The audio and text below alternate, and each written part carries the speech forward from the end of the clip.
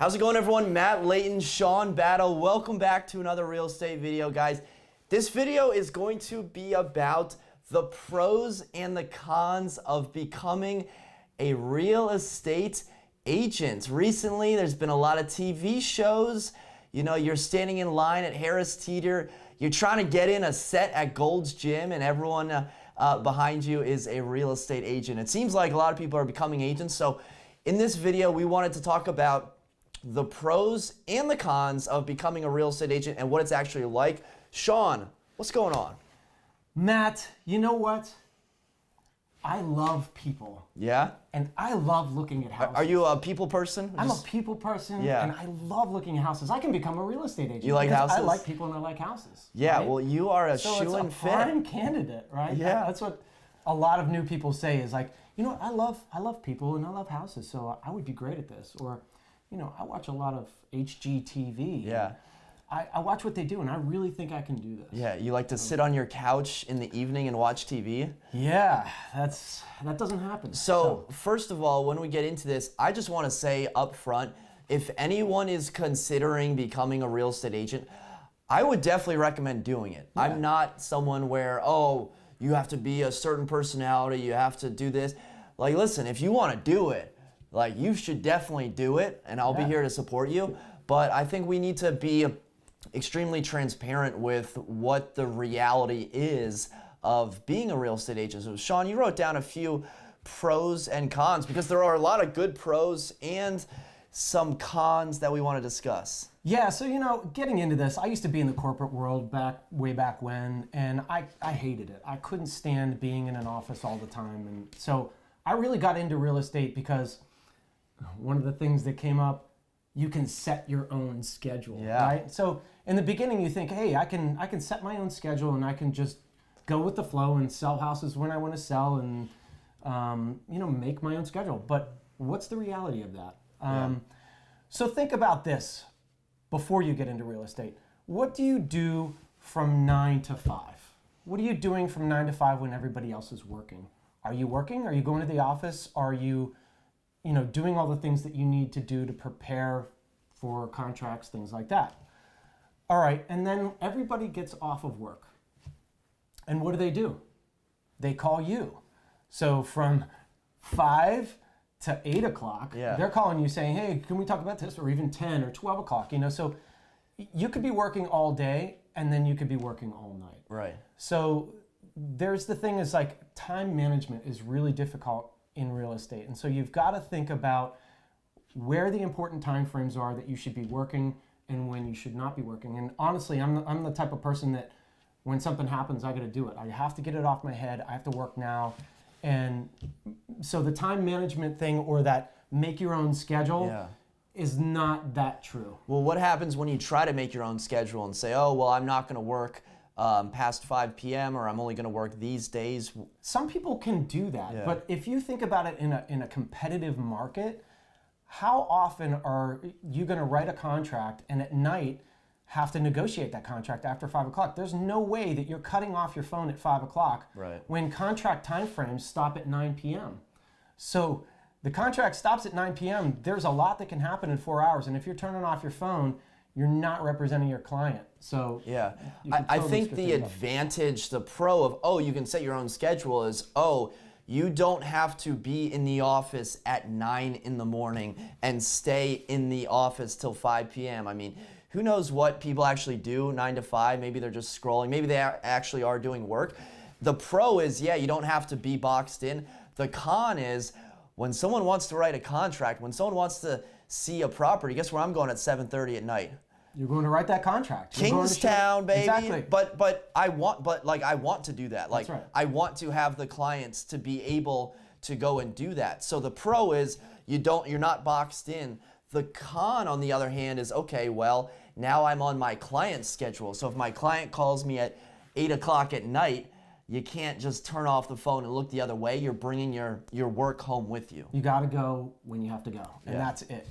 If you're not going to sell anything, or you're going to sell a low amount of things. Right. And you're going to get that reputation, and that's the last thing you want is a bad reputation in real estate. Right, because you want to be reachable. Yeah, and another thing about scheduling is, yeah, I can take off a day here or there whenever I want. I don't have to go to my boss and say, hey, I'm taking off. That's great. You know, I'm my own boss in that regard. But in the same instance, I'm my own boss. Right. And I have to answer to myself and maybe my wife and my kid of why I'm not making any money. Yeah. So that's a big aspect of it, and you're self-reliant. What happens when you say, everyone wants more vacation? Oh, I wish I had more vacation. All right, well, we're real estate agents. What do we do if we have a month of vacation? Okay, well, there's no income for that month. That's right. And the funny thing is, anytime you say, all right, I'm going on vacation this week, you know exactly what happens is you get a contract, 2 contracts, 3 contracts the day you're leaving. You have so much stuff on your plate that you cannot even think about leaving, but you have to because you've already made these reservations. So what are you doing the whole time you're on vacation? You're working. It's the worst. Right? Yeah, I love the Amtrak free Wi-Fi. I've ratified a deal. I just did that on as the, well. On the train. The train thanks is to the free Wi-Fi. Definitely a good thing. Now that planes have free Wi-Fi, I was on Southwest the other day. It's not my favorite. Southwest is the worst. Yeah, hadn't flown Southwest in a while, and now I know why I know why. haven't flown Southwest in a while. All right, what's another pro that we got? There's so much money to be made. So much money to be made in real estate. I can make this money. Yeah, you see those commissions on... Ryan Serhant's making 200 grand a transaction. All I have to do is sell one of those a year and I'm good, right? Yeah, money is the primary factor of a lot of agents. That's why they get into the business. And all right, you see the #1 agents maybe in the entire United States and maybe even the world selling the primo of the primo. But the reality is, you're most likely going to be starting off with a lot of first-time home buyers at a price point. I mean, in our area, the entry price point could be around $200,000. In some areas, I know some agents in Iowa, and they're selling $80,000 properties, and you know they're like ecstatic about it. Yeah, and you've got to take it exactly. That would be horrible. Sorry, I'm sorry, I wouldn't be selling real estate. Sorry, guys. But you have to think about the cost of living too. So our area is so expensive. Yeah. You know, a 1-bedroom rental, if you're going to rent a place, is $1,700 in the minimum, right? So you're selling at $200. You're entering into this arena, and usually you're going to start at the lower price point. So you're selling a $200,000 place. The total commission might be $5,500, $6,000. But then after everybody takes its cut, and then Uncle Sam, what are you left with? You might be able to pay your $1,700, but who knows? So it's 50, like it's usually like a 50% split. It varies, but it's usually 50%. So that cuts the $6,000 to $3,000, and then you have the franchising fee, take another $1,000 off, and then you're taxed on that like 30%. So you could be left with like literally $2,000 of the original $6,000. So whenever you see that big commission number, I mean, there's always. We didn't even talk about the marketing expenses, the out-of-pocket, the runs to Home Depot. My credit cards on the weekend are amazingly huge. Like, I look at them, I'm like, what did I spend? Yeah. Well, it's all marketing costs. I mean, this stuff, if you have multiple listings coming on in that same month, your credit cards are enormous. Yeah. So you better be selling these houses to pay off that credit card bill, you know? And so think about the monthly expenses that go into this. On a buy side, it's different. On the listing side, you're going to have a ton of expenses. On the buy side, you're just running and running and running like crazy until you find something. So when you first get in, it can be tough to close that first couple transactions. I've gone on YouTube and seen other agents that have made $100,000 in their first year, and don't want to discourage anyone. That's definitely possible. Or you could be on the other end of the spectrum where maybe you get 1 or 2 deals in your first 6 months. It's really all going to depend on how much you actively pursue closing these deals, because you can do $100,000. But those first couple of years, I mean, we were just talking about the failure rate in the industry is upwards of 90%. So maybe that goes back to the training that's being offered or the support. $100,000 in your first year is definitely possible, but the reality is a lot of people get their license. It's very easy to get your license, but keeping your license and having a successful business where you get those big commission checks is a very different story. Totally different thing. And getting your license is not even half the battle, right? That is a preparation for you to be able to sell real estate. Selling real estate, the test does not prepare you one bit for selling real estate. So you've got to join a team or somebody, have a mentor, somebody to teach you the ropes, because this is a huge learning curve. It's a contractual obligation between you and a buyer. There's contracts that you're dealing with. There's a lot of litigation that can happen. If you don't know what you're doing, you're putting yourself in a really bad situation. Yeah. And don't do it the hard way by learning by doing, because your reputation turns quickly when you don't know what you're doing. So cool. keep that in mind. What's another pro that we got? Hey man, you're your own boss. Yeah. You're your own boss. I can do whatever I want, but you are in fact your own boss. But can you stay your own boss? Do you have the dedication to get up and work every day, or are you just going to sit on the couch and watch TV, or go do what you want to do? It's a really tough thing to stay dedicated to your work. Absolutely. I'm friends with a few government workers who, they come over on their off days or whatnot, and I tell them, I work from home. This is my home office. And they're like, oh, I could never work from home. I would just get distracted and go do the laundry or I'm like, if I get distracted, I'm not going to have bills that I'm going to be able to pay. I'm not going to be able to support the lifestyle and buy these suits that I like to buy. So I think the motivation behind anyone can do it and working from home, that's huge. Yeah, you have to be able to be self-motivated. And believe me, I've been doing this 16 years. The motivation comes and goes and ebbs and flows with the market. And it's so mentally taxing sometimes. When you are super busy, you're mentally taxed. You're like, I wish I had a moment to breathe. Like one time I was like, I'm actually at a grocery store. Like I can't tell you the last time I had the time to go to a grocery store and just go pick up the essentials, So think about that. And then all of a sudden the market turns. Hopefully you've made enough money and stowed it away to get you through the slow time, because the market's like this every year. And so to get through that slow time, you better have saved your money and not blown it on a new Jaguar. So you've got to be not only disciplined on your work, but disciplined on your money. You're looking at me like I spent it on a new Jaguar. Man, he's got this awesome Jaguar. I have no Jaguar. I have a Subaru, because love, that's what makes a Subaru. But we were having a conversation the other day where, I don't know if you were at a concert or something, where you're like, oh, this is what real people do on the weekends when we're not like shuffling around writing contracts, just to like live and not have work on our mind 24/7. I honestly don't even remember what it's like to be in that situation. Yeah. Because no matter where I am, my mind is thinking about something else. Right. I'm thinking about, did I do this? Did I do that? Did I, follow up with this? And so, I do work from home a lot, but a lot of times my mind is not here. So my daughter could be talking to me and I'm thinking about something else, and it's really taxing. I mean, it takes a lot out of it. It's very hard to be in the moment. Just ask my ex-girlfriend about that one.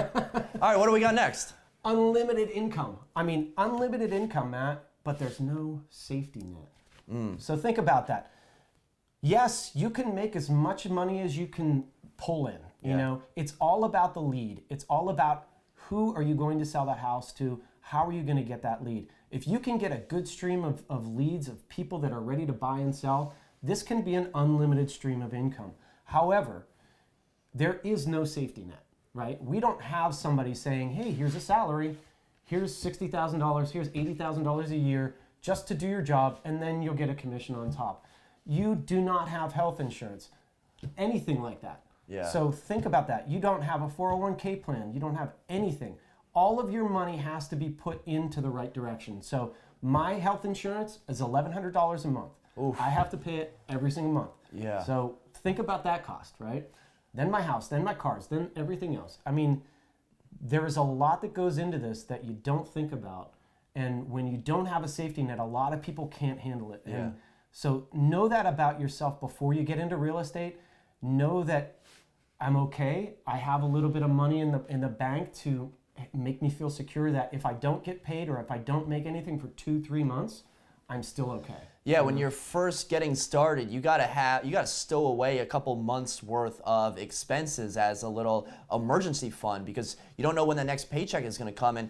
So you have the parallels of like, oh my gosh, I can make unlimited amount of money, or oh my gosh, I can make nothing. And that scares a lot of people. And I think the type of person will be motivated and maybe a little, there's gonna be those people who are like, I'm just gonna go for it and they're gonna succeed. But personally, I get motivated by both. I'm like, okay, well, I am going to try to service my clients the best and make as much money as possible. But at the same time, I'm also motivated by if I don't help enough people, then I know what's going to happen in 6 months when I haven't filled up my pipeline. Yeah, and you know, there are advantages. Like when I got into real estate, honestly, I was living in my sister's basement. Like that's how I got my start. You know, truthfully, I didn't have the expenses. I had a little bit of money, and I didn't have the expenses that I would have normally. So that gave me that advantage to say, all right, you know, I can build some wealth by paying my sister a little bit of rent. Yeah. And then, you know, within a year, honestly, within a year and a half, I bought my first condo. Nice. So I mean, started from the bottom. You have to push through those hard times. There's going to be hard times, and you've got to keep your mental status correct. Cool. So, what's next? It's under contract. Oh. We got it under contract. I made that money. Done it's in deal. The bag. It's done deal. It's a done deal. The worst mistake agents can make is to, we all do it, count that commission before it closes. There's some agents, and I do it sometimes, but you know, you get a lead that calls you, and then after the phone call, you hang up. What do? You bust out the calculator, add up the commission that you could make.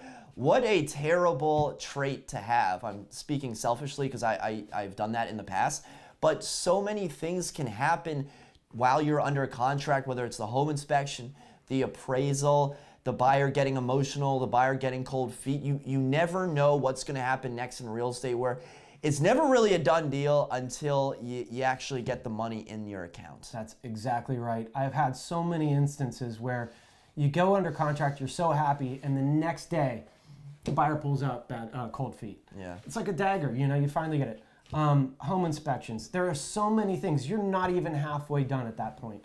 Just because you got it under contract, it's taken you 3 months, 4 months to get that buyer under contract. Now you've got to negotiate all of these items. And keep in mind, you could be buying an $800,000 house and they're going to fight over $100. Yeah. That's exactly what happens. And so your deal is not done and everybody wants to win. And whether it's over $100 or 800,000, they're going to fight for it. So can you handle that kind of negotiation?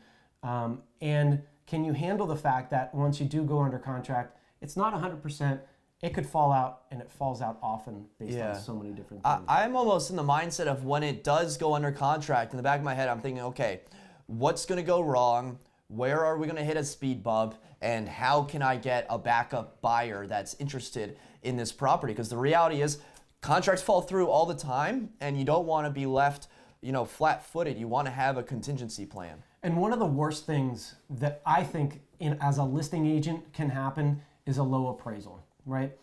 I know our market very well. I know the prices, you know, naturally right now they're fluctuating a lot. But when you have a person that comes in that is doing an appraisal for a lender and they say the value is X, when you and I know it's more than that, but they have final say. It's their opinion that matters, not ours.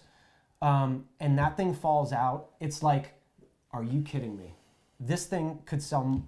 It's like the most frustrating thing. So a deal can fall out based on a low appraisal, or you're going to have to come down in value. And it's like, come on. You get the appraisers from Woodbridge that don't know how to pronounce the Arlington street names and claim that they're an Arlington expert. That's exactly it. It's excruciating. Yep. All right. Last thing. Last one. Can you handle the stress? Can you handle the stress? Sometimes. Man, sometimes. So after 16 years, I've learned to deal with stress, right? Yeah. In most cases, I can sleep at night. But for the first couple of years, I'll tell you what, I was up at night. I would wake up in the middle of the night just completely stressed out. And not only because of deals, because of representing your clients, but because of money too, right? So you're always thinking of like so many things. And then, you know, you get a deal done and you have to deal with personalities, right? So some people are just stress balls when they're in this situation. And I like to make it easy for my clients, but there's personalities out there that completely different from yours, and they are looking for certain things and they're going to stress you out. Can you handle that stress? Then you're going to go under contract with an agent, right? Most agents are really nice. Some agents, they're going to stress you out, man. Yeah. They are awful. They just are either know-it-alls, or they're going to prove you wrong or make you look bad, or, you know, that's their mission.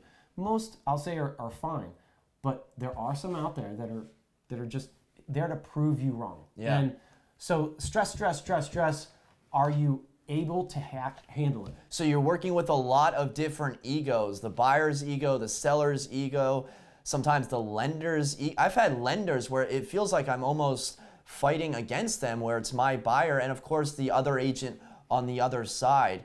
And I think when you're dealing with all these different egos, you just got to remember that you're supposed to be the rock of the transaction. So it's your job to stay level-headed. Behind closed doors is a different story.